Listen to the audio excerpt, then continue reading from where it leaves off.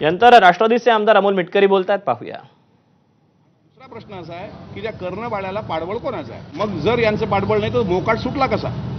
आज कुछ भी हो जाए, मी भारतीय संविधानाची शपथ घेऊन सांगतो, तसंही माझं वय 40 वर्ष झालंय, माझी मुलगी सक्षम झालेली आहे 8वी 10वीत. एक तो मैं मरूंगा या तो इन सालों को लेके डूब के मरूंगा. तुम्ही पोलिसांवर प्रश्नचिन्ह निर्माण करतायत, परंतु सरकार तुमचं आहे, गृह खातं तुमच्याकडे. सोडा हो तिकडं. सरकार माझं आहे, मी सरकारमधला एक सामान्य सदस्य आहे ना. सरकार माझं आहे, सरकार माझं आहे, हे तुमचं म्हणणं बरोबर आहे. पण मग सरकारमधल्या 2 प्रमुख नेत्यांनी फोन केल्यावर पोलीस का सिरियस नाहीत?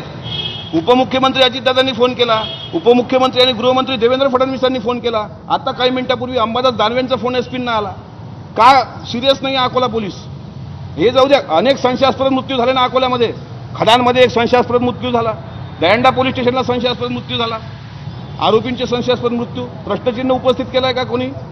हे सगळं काढलं ना, बात निकली तो दूर तक जाएंगी. माझ्या मुलीला आज संविधान घेऊन इथं बसावं लागलं, हे एका बापाचा अंतःकरण काय बोलते एक बाप म्हणून मला प्रश्न विचारा. हे जाऊ द्या, महायुती महासत्ता, सत्तेतला आमदार, चुल्यात गेलं राजकारण.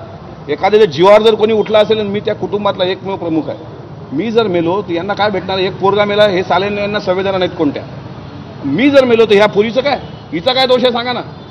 कालची तुम्हाला आणखी घटना सांगतो की ज्या गाडीवर या हरामखोरांनी हल्ला केला 5 मिनिटापूर्वी आरडीजी जे पब्लिक स्कूल आहे